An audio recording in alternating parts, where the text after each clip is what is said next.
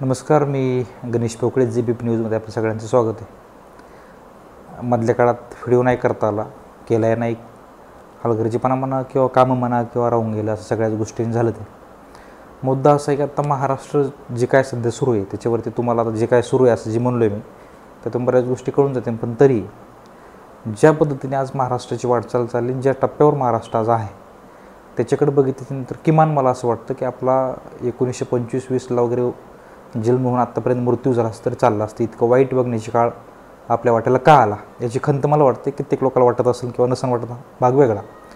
बरं, एवढं मी का खंतावतो की वेळ मला खंत का वाटते की वेळ वाईट का वाटतं की मला सांगा, स्वातंत्र्यपूर्व काळात इंग्रजांनी त्रास दिला, स्वातंत्र्याच्या अगोदरच्या काळात मोगलांनी त्रास दिला, तर ह्या सगळा निजामशाही होते इथं. जास्त करून मराठवाडा हा हैदराबाद बीड भाग तर जास्तच आणखी त्याच्यापेक्षा वाईट परिस्थिती होती. पण ठीक आहे, आला इथं तो भाग. आज आपण 300-400 वर्षाच्या पलीकडे गेलो आणि 21वे शतक आहे. पण आजही आपला काय मुद्दा आहे मला सांगा. आज देशाची आपली जगात सगळ्यात एक नंबरला आहोत. काही दिवसांपूर्वी चीन आपल्या पुढं होता, आपण चीनच्याही पुढं आहोत कशामध्ये, लोकसंख्येच्या दृष्टीने. पण आपला जर GDP ग्रोथ रेट पाहिला तर आपण कितव्या नंबरला आहोत. आपल्या देशामध्ये गरिबी जर पाहिली तर आपण 80 कोटी लोक आपले जर कुपनवर धान्य खातात. हा रिपोर्ट आहे, काही मी मनाने आकडे तयार केलेला नाही. दुसरी गोष्ट, हवामान जर दृष्टीने पाहिलं तर जगातल्या 12 शहरांमध्ये आपल्या शहरांचा, टॉप शहरांमध्ये आपल्या शहराचं नाव आहे. एक नंबरला दिल्ली आहे, ज्याला आपण महाराष्ट्र जे आपलं देशाचं कॅपिटल म्हणतो. आता महाराष्ट्राचं असल्यामुळे आपल्या तोंडात महाराष्ट्र येतं, पण देशाचं कॅपिटल ज्याला आपण म्हणतो, जिथून राज्यकारभार चालतो, देशाचं केंद्रस्थान आहे ते दिल्ली सगळ्यात टोकाला आहे.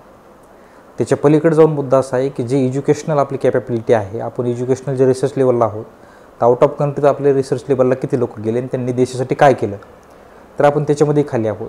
जर राज्याच्या लेवलला गेलो आपण तर आपल्यामध्ये काय परिस्थिती आहे महाराष्ट्राची. प्रगतशील महाराष्ट्र म्हणायचं, महाराष्ट्र पुरोगामी म्हणायचं, महाराष्ट्र विचारवंताचं म्हणायचं, महाराष्ट्र वैचारिक म्हणायचं, महाराष्ट्राला एक दिशा आहे म्हणायचं, महाराष्ट्र साधुसंतांचं म्हणायचं.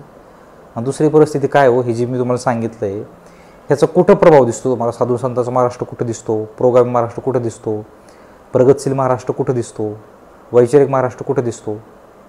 आज महाराष्ट्र जो कशावर दिसतो आहे तो कशावर दिसतो, दंगल, मग ती धार्मिक असो, जाती असो, आज खानपान असो, आज पोशाख हवन असो. अहो कुठल्या पातळीवर गेलो आपण आज. मला सांगा, 1707ला मृत्यू होतो औरंगजेबाचा. त्याची इच्छा असते की माझ्या गुरुच्या शेजारी माझी कबर असावी, तिथं माझा दफनविधी व्हावा. त्याचा मृत्यू होता अहमदनगरला, ज्याला आता अहिल्यानगर म्हणतात. ते झालं आहे की नाही मला माहीत नाही. आता छत्रपती संभाजीनगरच्या जिल्ह्यामध्ये खुलताबाद आहे, याला पूर्वी औरंगाबाद असं नाव होतं. ते केंद्र सरकारने त्याला मान्यता दिली की नाही हे पण मला माहीत नाही. मुद्दा इतकाच की त्या खुलताबादला त्याची कबर आहे. मग आता छावा चित्रपट आला, तो प्रदर्शित झाला.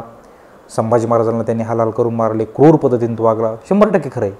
पण 1707 म्हणजे आता 300-350-400 वर्षांचा इतिहास तुम्ही उकरणार, तुम्ही हिंदू मुस्लिम वाद लावणार, तुम्ही हिंदू मुस्लिम वाद लावून जातीय धार्मिक तेढ निर्माण करणार.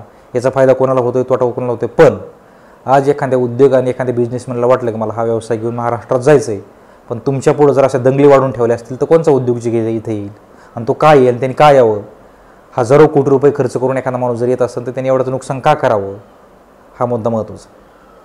त्याच्यामुळे वस्तुस्थिती अशी की दुसरी गोष्ट, जर एखादा उद्योग व्यवसाय आला तर 400-500-1000 लोकांना रोजगार उपलब्ध होतो, जे रोज आज PhD झाली, MPhil झाली, इंजिनिअरिंग झाले, टेक्निकल ITI झाला आहे, कुठलं तरी त्याचे कोर्स झालेत, त्याचं व्यावसायिक शिक्षण झालं आहे, सगळ्या डिग्र्या त्याच्यापेक्षा आहेत, पण त्याला नोकरी नाही.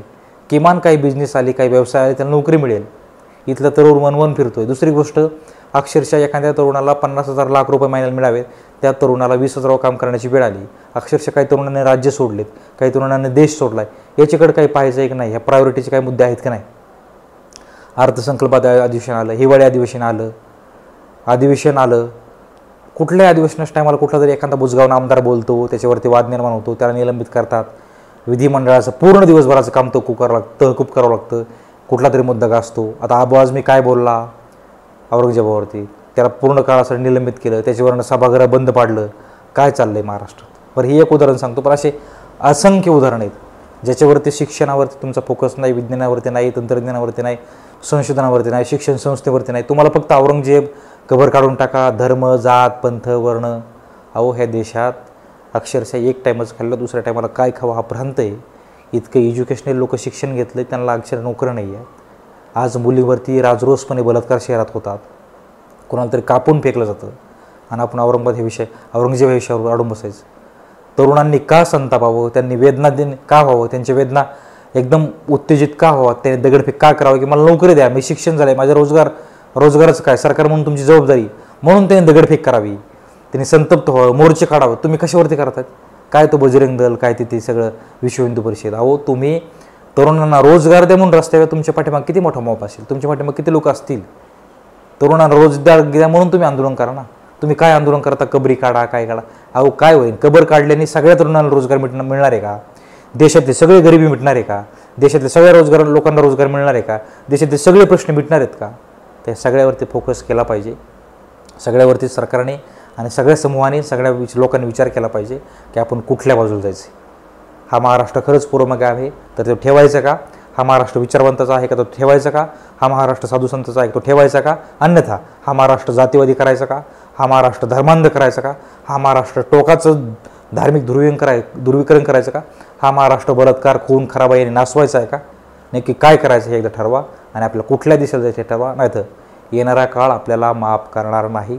जो काळ तुमच्या हातात आहे त्यातच सुधरा, अन्यथा येणारा काळ आणि येणाऱ्या पिढ्या नक्कीच माफ करणार नाहीत. आपण कुठल्या दिशेने चालू याचा विचार करा. तुर्तास थांबूयात. मी व्हिडिओ करत राहील. लोकांना शेअर करा, लाईक करा, तुमचे मत कमेंट्समध्ये मागा. थांबूयात.